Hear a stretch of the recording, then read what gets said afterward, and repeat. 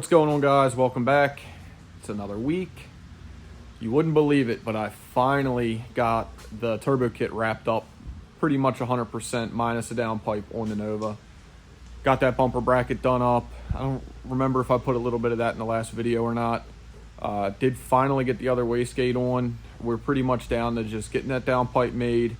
Then I'm going to blast everything back apart, clean up everything for the final time, and then put it back together. What you can see is what we got done on the bumper bracket here. I wound up cutting around that. I'm pretty sure I filmed this stuff. I just need to drill a hole through here for the lower bumper bracket. And then we did get the other wastegate on up there. It's kind of hard to see. I'll show it when I put it down. Radiator is mounted mostly to the intercooler, but also to the chassis, which isn't too big of a deal. Did talk about it being modular to take everything off at once, but just kind of the way that the thing's positioned and the way that the mounts are made, you would not be able to get it off all at once anyway. Put the lift down, check this thing out from the top, and then we are going to sneak in this little project out here that's been sitting here for a minute for our buddy Ryan. You told your friend you're not okay, and tell me what's wrong. And here we are. We have two wastegates finally. This one has a little bit less of a perfect priority than this one just because of where it's located on the bend. It is still in priority though, so I'm not really worried about it. Plus we do have two 45mm wastegates. Not going to be an issue. I do have the material for the downpipe and wastegates. I'm pretty sure I have the material for the wastegates here. The downpipe needed a flange that I wound up ordering from Monkey Fab. It's like a big T6 version of this thing, which I kind of hate. I did consider cutting this guy off and welding a 4-inch V-band to it, but we'll just leave this on here. So it's a Monkey Fab half Marmon to 4-inch downpipe flange. That way I can run 4-inch pipe on it. And we're going to run that down under the car for now. Once I get that wrapped up, the dump tubes, and weld a blow-off valve on this thing, it's pretty much ready to go back to the customer. I also do have the alternator bracket, which I have not mounted yet. I do need to trim the motor plate for that, so just kind of trying to get this stuff done out of the way first. He'll take it back. I kind of really want to wait for the transmission to be in the car before I do make an exhaust underneath, just because space constrictions. Let me get this thing out of the shop, and then we'll get Ryan's S10 in here. As you can see, this is the biggest and cheapest turbo that I could find on Temu. It is made by a company called Max Speeding Rods. They're kind of known for selling turbos, turbo parts, intercoolers, and coilovers relatively cheap. You can buy direct from them, but for some reason their products on Temu are considerably cheaper. I probably should have never downloaded Temu. I just downloaded it this past weekend, and it's like playing slot machines. They get you with a bunch of free stuff and discounts and coupons. This turbo wound up being just over $200 shipped from Georgia, and it made it here in like 3 days. It is a Chinese knockoff, essentially, of a BorgWarner S475 cast wheel turbo. It is a 75mm inducer with a 96mm exducer on the turbine wheel. It is a T6 turbo, 132 turbine housing. It looks like a turbo. The tolerances feel pretty tight. I was talking to a buddy of mine that has a turbo company, and he said that that kind of tends to be the failure rate with a lot of these Chinese knockoffs, is the tolerances are too tight. I'm gonna run it, and the whole reason why I have it sitting in front of the C10 here is this is gonna be the test vehicle. So this truck currently has a forced inductions 92, I think 104. This is a 75/96, so it's smaller on both sides. I'm just curious to see what it can take, and this is the perfect test vehicle because this turbo will go directly in place of the turbo that's on it. And honestly, the turbo that's on this truck is a little bit overkill for what I want to do with the truck. I planned on getting rid of it anyway. I'm probably going to buy a True North Turbos 76 for this truck. It'll run exactly what I want it to run, which is mid to low 9s, and not be basically 1,000 horsepower extra turbo than I need. This 92, you know, it easily make 1,400 horsepower without issue, and honestly 800-900 horsepower is all I really want to run in this truck. I'd rather have something smaller and more responsive and not have to deal with, you know, the lag and everything associated with that turbo. 75mm cast wheel, not billet, as you can see. This thing has virtually I mean, it has 0 in and out play and, I mean, a touch of up and down play. It's pretty tight. And this is my forced inductions unit, which you can see is quite a bit larger. I just realized the first problem I'm gonna have is the wastegate. Looks like it's gonna require a little bit of fabrication to put that on. Besides the wastegate, this thing should pretty much drop right in. I will have to drill and tap for the turbo compressor reference for my boost controller. And then obviously I'm going to have to modify this housing on that turbo to accept the wastegate, which I'm now just realizing it's kind of biting my plan in the ass. But this 75 on this truck should actually probably make it a lot more fun to drive because it's going to be a lot more responsive. Even with the 6-liter in this truck, it is a little bit lazy, and I would like to get rid of some of that. This is not a permanent solution for that. The only reason why I bought this turbo is because it was so cheap, and I'm genuinely curious. I'd like to see if it can make 800 horsepower and still run 9s in this truck. I think it's a little bit of a stretch. The truck's kind of heavy. It took about 18, 19 pounds out of that turbo to run 9s. I'm going to imagine it's probably going to be closer to 25 to 30 out of the 75 millimeter unit to do the same. The motor's built, so I'm not really worried about hurting the motor. The only thing I am worried about is if the turbo comes apart and winds up in my intercooler, which that's going to be a bad day. I'm going to see if I have material for this guy here, and if I do, I'm going to get it on the truck this weekend because, again, I need to modify it to fit that wastegate, which is kind of an oversight by me. If this turbo does what I want it to do, basically if it makes the number and goes as fast as I want, it's going to just be that placeholder until I get the turbo that I want for the truck from Nick at True North, and then we'll swap it back out, and I'll either keep this as a spare unit or I'll do some more fun stuff with it. I did have the idea of putting a grease fitting on it and trying to run it like a oilless turbo that a lot of companies sell now. I already know it's not going to work, but I'm curious to see how long it would work. I think it'd be pretty funny if it kind of lasted a little while. Ryan's S10 would kind of be a funny project to just like mount it under the truck and run no oil lines to it and put some grease in it. Definitely stick around because I think this is going to be a fun little experiment with this guy, whether we blow it to bits or it works. So we'll see what it does. Well, guys, I'm sure you can hear it's pouring rain outside, but we got Ryan's S10 inside. Ryan's S10 is a extremely budget built LS swapped S10. So this truck was his dad's old truck who passed away, and he wanted to do something cool with it. I had a Gen 4 5.3 that was sitting around at my house, so I made him a good deal on that and a turbo 350 transmission. And we're trying to slam this thing together for as cheap as possible. We're using a Gen 3 stock ECU, so like a 0411 early drive-by-wire ECU.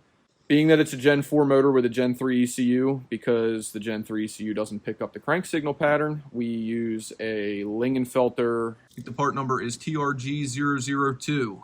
That Lingenfelter box converts the 58 tooth signal in the motor to 24x so the ECU can read it. I already know that this thing runs. I haven't deleted VATs or anything out of the ECU yet to make it run on its own, but we did have it at least fire up before the security kicked over and turned it off on some starting fluid. Today we're going to put this thing on the lift and get the fuel system sorted out. The dry shaft just got delivered today as well.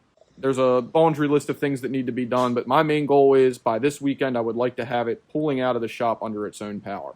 I know right now this thing looks like an absolute mess of wires, which it is. There's a lot of stock wiring that's left behind. We got, alternator wire and stuff. We just quickly threw together these wires to trigger the ECU for key on, and the starter wire across the back there in purple. Again, just to get the thing to make sure it cranked over and started and did everything it was supposed to do. A couple things that I still do have to do with the wiring. I'm going to clean that stuff up. I do know where that stuff has to be wired to now. The starter wire that's coming out of the fuse box, because the stock ECU is not in the truck anymore. The starter signal came from that, so I'm going to come from under the dash. I know where the starter trigger wire is in the harness for the relay, so we'll go from under the dash where the key is to that wire at the fuse box to make the starter work. He has a full accessory kit for it. We're going to be running alternator, power steering, water pump.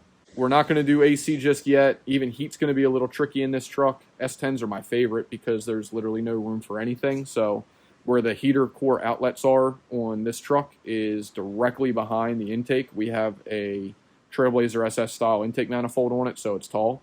If you ran a short intake like one of the fabricated, aftermarket deals, or even like a car intake, it would probably clear. Other than that, it's a pretty straightforward swap. It has Transdapt engine mounts to the stock subframe down there. It does have Speed Engineering headers on it, the shorties. Right now we have some stock plug wires thrown on there, which are 100% going to melt on the headers. The number one thing I hate about S10s, again, is the space. There's just not a whole lot of it. We're probably all in on this truck, maybe $3 to $4 grand right now, and we didn't cut a whole lot of corners. The motor does have a cam, head bolts, new head gaskets, full DOD delete, new lifters, trays, the whole deal, oil pump, all of it. Refresh the whole motor. The idea is it'll be ready for boost because I know Ryan, and it's going to be fun for a little bit, but he's definitely going to want to put a turbo or something on it because he likes to do burnouts. I'm going to put this thing on the lift, get it up in the air, and start chipping away on this fuel system. I also want to check to make sure the drive shaft fits.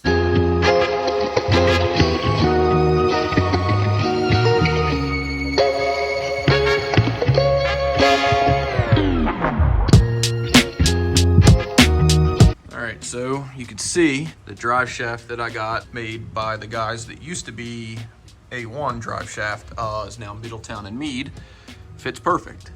So I'm gonna knock out on the fuel system next. I know it's probably pretty hard to see. We have our feed line already hooked up to the top of the sump. I'm gonna wind up running one of these Corvette style fuel filters because Trailblazer SS intake manifold, the fuel rail does not have a return on it. They're returnless. And this pump setup has a feed and return. So I'm gonna mount this under the truck. We're gonna feed the fuel pump, and then this has a regulator built into it. It should regulate right around 50 PSI. And then we have our feed, return, and then feed to the motor. All right, I also wanna show you guys some quick tech on these filters and these fittings. So these fittings come normally with GM Quick Connect style fitting. The factory fitting takes a special tool to release this. These fittings are meant to adapt that style compression fitting to an AN fitting. Now there are two different types of these fittings. So there's this type which have this plastic connector, and this one clicks in pretty good. It's got a pretty firm grab, but you can see as I pull on it that these plastic guys tend to bend in a little bit, and when they bend in, that's what actually releases them. I tend to not like these guys too much. This one, I played hell with for a while. I couldn't get it to really engage at all. Like just undoing that one side, it'll probably come off. This side doesn't even really click in. This side's a 5/16 GM, and then this side's a 3/8.